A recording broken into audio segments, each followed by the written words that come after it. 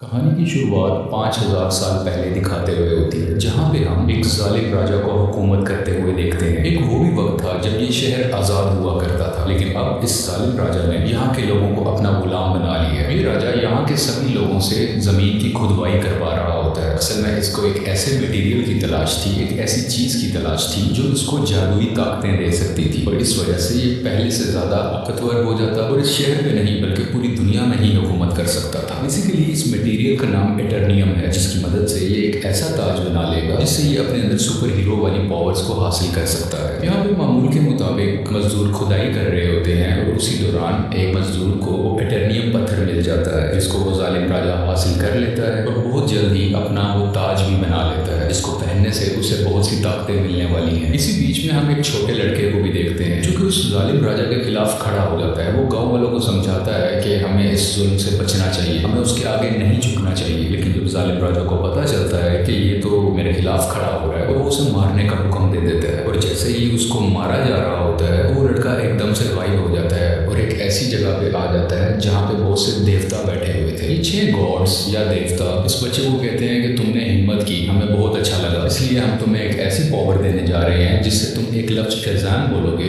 तुम्हारे अंदर हम सब की पावर्स आ जाएंगी और तुम इतने ताकतवर बन जाओगे कि तुम आराम से उस जालिम राजा को हरा सकते हो। ये छोटा लड़का करता भी ऐसे है, वो शज़ैम बोलता है और बहुत ज़्यादा पावरफुल बन जाता है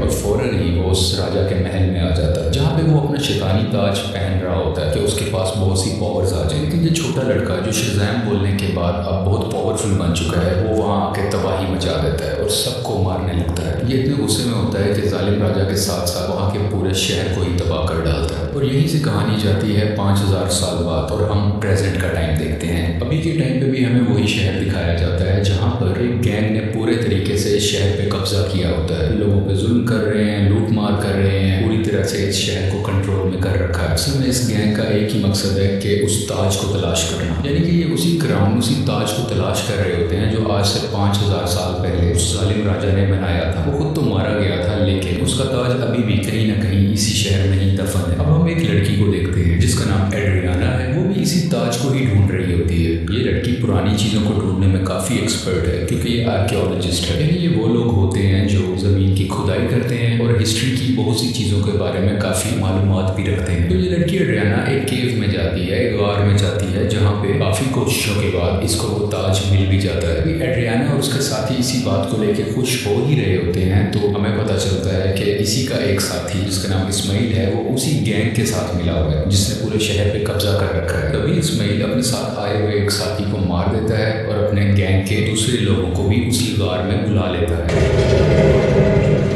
अब लोग इसकी तरफ गन पॉइंट करते हैं और उसे कहते हैं कि एड्रियाना हमें तुमको ताज दे दो। तभी ये लड़की नीचे देखती है और वहाँ पे कुछ वर्ड्स लिखे होते हैं। जब ये उसे पढ़ती है तो इसके मुंह से निकल जाता है शज़ैम। ये लफ्ज़ बोलते ही वहाँ पे ब्लैक एडम आ जाता है और वहाँ पे आए हुए सब गुंडों को मारने लगता है। इतना मारता है कि वहाँ पे कोई भी नहीं बच पाता। जबकि रही बात इस्माइल की, जो गुंडों के साथ मिला हुआ था, वो वहाँ पे मरने का नाटक करता है, इसलिए उसकी जान यहाँ पे बच जाती है। क्योंकि एड्रियाना ने ब्लैक एडम को जिंदा किया होता है, दोबारा से जगाया होता है, वो उसको कुछ भी नहीं कहता। अभी ब्लैक एडम वहीं पर होता है कि गैंग के कुछ और लोग आ जाते हैं और उस पर एक स्पेशल वेपन से अटैक करते हैं। ये वेपन उसी एटर्नियम मटेरियल से बना होता है, इसकी मदद से वो ताज भी बना था। और जैसे ही ये मिसाइल ब्लैक एडम को लगता है तो उसे वाकई दर्द महसूस होती है। ब्लैक एडम उस मारने वाले गुंडे की तो जान ले लेता है, लेकिन उस रॉकेट या उस छोटे से मिसाइल के लगने की वजह से खुद भी बेहोश हो जाता है। तो हमें यहाँ पे ये पता चलता है कि एटर्नियम ऐसा मटेरियल है जो ब्लैक एडम की कमजोरी है और इसी मटेरियल से ब्लैक एडम को मारा भी जा सकता है। ये देखते हुए एड्रियाना काफ़ी परेशान हो जाती है और वो ब्लैक एडम को अपने घर ले जाती है। जैसे ही ब्लैक एडम को होश आता है तो वो यहाँ पे एड्रियाना के बेटे से मिलता है। ये बच्चा ब्लैक एडम को कहता है कि आप 5000 साल से उस गार के अंदर बंद थे, अब क्योंकि हमारा शहर गुलामी बसर कर रहा है, वो गैंग हमें जीने नहीं दे रहा, तो आप हमारे लिए एक मसीहा बन के आए हो, आप ही हमारे शहर को उस गैंग से बचाओगे। ब्लैक एडम को यहाँ पे कोई फर्क नहीं पड़ता। वो कहता है कि आज से 5000 साल पहले ये मेरा शहर हुआ करता था, अब यहाँ पे सब कुछ बदल चुका है, तो इस शहर को बचाने के लिए मैं रिस्पॉन्सिबल नहीं। मुझे इस शहर और यहाँ के लोगों से कोई मतलब नहीं है। और ये बात कहते ही वो घर से बाहर आ जाता है और शहर में फिरने लगता है और शहर को देखने लगता है। इसके बाद हम एक फीमेल लीडर को देखते हैं जिसका काम इस दुनिया में आने वाले सुपर हीरो और सुपर विलन्स को रोकना होता है। दुनिया में ऐसे हालात रखने होते हैं जिसकी वजह से आम लोगों को कोई मुश्किल ना आए और हमारी जमीन को भी कोई खतरा ना हो। वो यहाँ पे एक सुपर हीरो हॉकमैन से बात कर रही होती है, कहती है कि ब्लैक एडम अब वापस आ चुका है और उसे अगर रोका ना गया वो पहले की तरह इस बार भी बहुत ज्यादा तबाही मचा सकता है, और वो अगर पागल हो गया, वो गुस्से में आ गया, तो उसको रोकना लगभग नामुमकिन है। हॉकमैन इस चीज के लिए राजी हो जाते हैं और अपनी टीम इकट्ठी करते हैं जिसमें और भी बहुत से सुपर हीरोज शामिल होते हैं और सब मिलकर ब्लैक एडम को पकड़ने के लिए निकल जाते हैं। दूसरी तरफ उस गैंग के कुछ लोग एड्रियाना के घर पहुंच जाते हैं कि उन्हें पता था वो ताज अभी भी उसी के पास है, तो वो ताज लेने ही गए थे। और जैसे ही वो लोग एड्रियाना की फैमिली पे हमला करने वाले होते हैं तो ब्लैक एडम्स वहाँ पे उनको बचाता है और उस गैंग के लोगों को एक बार फिर से मार डालता है। बचे हुए कुछ लोगों से ये अभी फाइट कर ही रहा होता है। अभी उसी वक्त हॉकमैन की बनाई हुई टीम वहाँ पे आ जाती है और ये सब मिलके ब्लैक एडम से लड़ाई करने लगते हैं, लेकिन अभी भी ब्लैक एडम इन पर भारी था। वो गैंग के लोग और जस्टिस सोसाइटी की टीम दोनों मिलके भी इसका कुछ नहीं बिगाड़ पा रहे थे और आखिरकार ब्लैक एडम वहाँ से चला जाता है। ये जस्टिस सोसाइटी की टीम जो कि हॉकमैन की बनाई हुई टीम है, वो एड्रियाना के पास आते हैं और उससे मदद मांगते हैं कि तुम हमारी हेल्प करो उसको पकड़ने में। लेकिन एड्रियाना उन्हें कहती है कि तुम तब कहाँ थे जब हम पे ये जुल्म हो रहे थे, हम लोगों को तो मैंने पहले कभी नहीं देखा। एक ब्लैक एडम ही है जिसने हमें बचाया, जब मैं मरने वाली थी तो उसी ने ही मुझे बचाया था। जस्टिस सोसाइटी के लोग कहते हैं जिसको तुम समझ रही हो कि वो तुम्हारी हिफाजत कर रहा है, वो बहुत खतरनाक है। आज से 5000 साल पहले भी उसने हमारे इसी शहर को पूरे तरीके से तबाह कर दिया था। और बिल आखिर ये लोग एड्रियाना को राजी कर लेते हैं और इसीलिए एड्रियाना इन सबको ब्लैक एडम के पास ले जाती है ताकि सब लोग बैठ के आपस में बात कर सके, ताकि वो दोनों एक दूसरे की बातों को समझ सके और इनकी आपस की लड़ाई आपस में खत्म हो जाए। अभी दूसरी तरफ इस्माइल जो कि एड्रियाना का साथी था,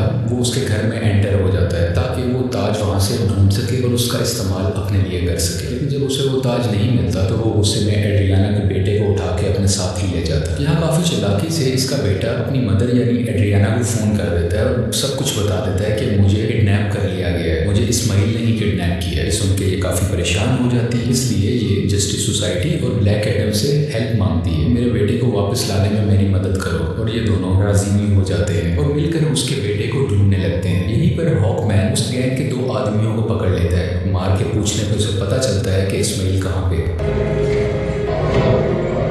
इस्माइल ने उसके बेटे को एक खुफिया जगह में रखा है जो कि एक रेगिस्तान में है। और जब ये सब ब्लैक एडम और जस्टिस सोसाइटी उस जगह पर पहुंचते हैं तो देखते हैं कि इस्माइल ने उसके बेटे पे गन पॉइंट की हुई है। और यहाँ पे इस्माइल एक राज बताता है कि वो गैंग जो पूरे शहर में तबाही मचा रहा है उसका लीडर मैं ही हूँ और ये सब गुंडे मेरे लिए ही काम करते हैं। इसलिए वो एड्रियाना को कहता है कि अगर तुम्हें अपने बेटे की जान बचानी है तो मुझे वो ताज दे दो। तो ये परेशान माँ उसको वो ताज दे देती है ताकि उसके बेटे की जान बच सके, लेकिन इसके बावजूद भी वो उस बच्चे पे गोली चला देता है। और जैसे ही ब्लैक एडम ये देखता है तो तेज स्पीड से उड़ता हुआ उसके आगे आकर उस बच्चे की जान बचा लेता है और यहाँ पे इस्माइल को अपनी लाइटनिंग से जला के मुकम्मल तरीके से ख़त्म कर डालता है।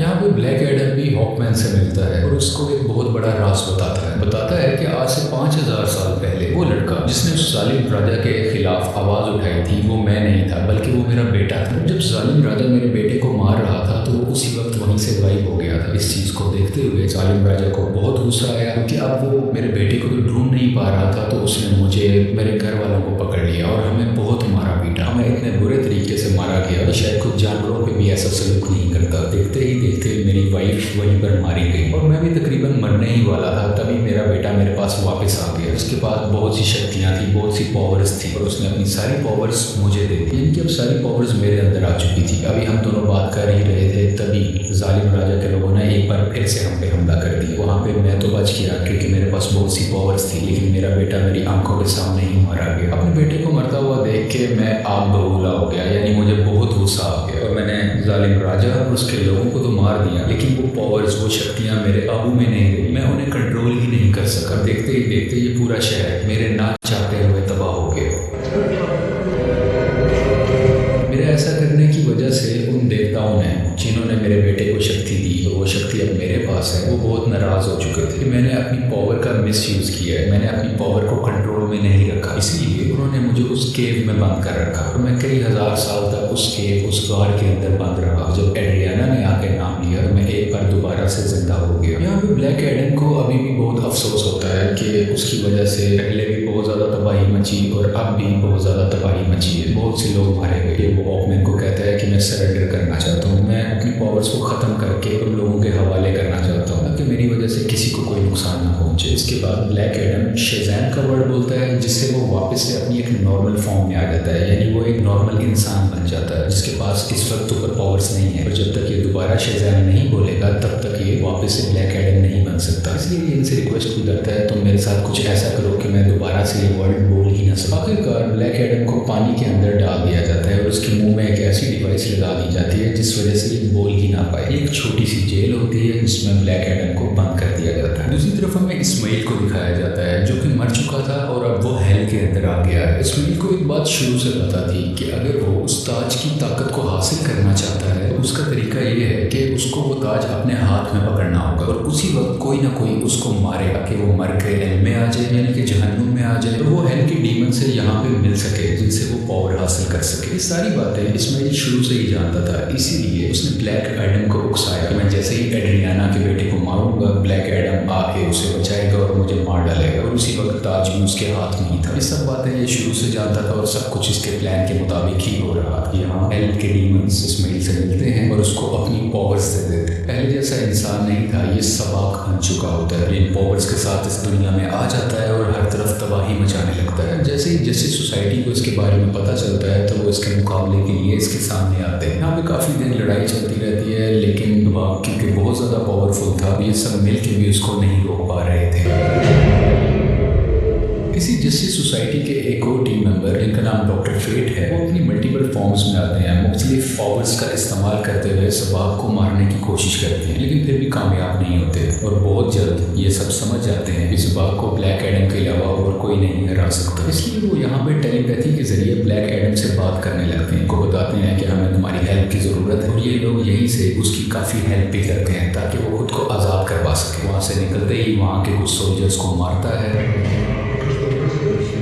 पानी से बाहर आता है और बाहर आते ही सीधा शेज़ैम बोलता है जिसकी वजह से उसको ब्लैक एडम्स की पावर मिल जाती है और बगैर वक्त ज़ाया किए सबाक के पास जाने लगता है। दूसरी तरफ जस्टिस सोसाइटी के लोग अभी भी सबाक से लड़ रहे होते हैं और इसी दौरान उनका एक साथी डॉक्टर फेट वहीं पर अपनी जान से हाथ धो बैठते हैं, यानी कि मारे जाते हैं। हॉकमैन भी काफ़ी ज़्यादा सबाक से लड़ रहे होते हैं लेकिन इनकी कोशिशें कुछ ज़्यादा कामयाब नहीं होती। लेकिन अच्छा तो तब होता है कि उसी वक्त वहाँ पर ब्लैक एडम भी आ जाता है और अब ब्लैक एडम और सबाक की काफ़ी लड़ाई होती है। ये फाइट काफ़ी टक्कर की थी लेकिन वक्त के साथ ऐसा लग रहा था कि सिर्फ ब्लैक एडम ही है जो सबाक को हरा सकता है और कुछ ही देर के बाद ब्लैक एडम सबाक के सर को पकड़ के उसके दो हिस्से कर डालता है और उसको मुकम्मल तरीके से फाड़ कर आखिरकार सबाक की जान ले लेता है। इसी वजह से सबाक की मौत हो जाती है और सब कुछ सुकून में आ जाता है, सब कुछ ठीक होने लगता है। शहर के लोग ब्लैक एडम को अपना मसीहा मानने लगते हैं, वो सब इस बात को मान लेते हैं कि ब्लैक एडम ने हमें और हमारे शहर को बचाया है। इसके बाद हम उसी लेडी को देखते हैं जिसने जस्टिस सोसाइटी की टीम को बनाया होता है ताकि वो ब्लैक एडम को रोक सके। वो यहाँ पे ब्लैक एडम को कहती है कि ठीक है तुम्हें जो करना है वो करो लेकिन तुम अपने इस शहर से ना निकलना, तुम इस शहर के लोगों के मसीहा बनो, उनका ख्याल रखो, गार्डियन बनो, मुझे उसे परवाह नहीं है लेकिन अपने इस शहर से तुमने नहीं निकलना क्योंकि अगर तुम इस शहर से बाहर आए तो तुम्हारे लिए अच्छा नहीं होगा। यहाँ पे ब्लैक एडम बैठा उसको देखता है और कहता है कि मुझ पर कोई हुक्म नहीं चला सकता, उसका जब भी कुछ भी करने को दिल करेगा वो अपनी ही मर्जी करेगा। लेकिन तभी वो लेडी बोलती है हाँ शायद तुम ठीक कह रहे हो, मैं इस दुनिया में रहने वाला तो शायद कोई नहीं रोक सकता लेकिन मैं किसी ऐसे को जानती हूँ जो हमारी दुनिया से नहीं है। और ब्लैक एडम को गुस्सा आता है और वो स्क्रीन को ही तोड़ देता है जिससे वो लेडी बात कर रही थी। स्क्रीन के टूटने से हर तरफ धुआं ही धुआं होने लगता है और तभी उस धुएं से बाहर आता है सुपरमैन और वो ब्लैक एडम को कहता है कि हमेशा बैठ के बात करनी चाहिए। और यहाँ पे सुपरमैन के ये कहते ही इस मूवी की कहानी यहीं पे ख़त्म हो जाती है।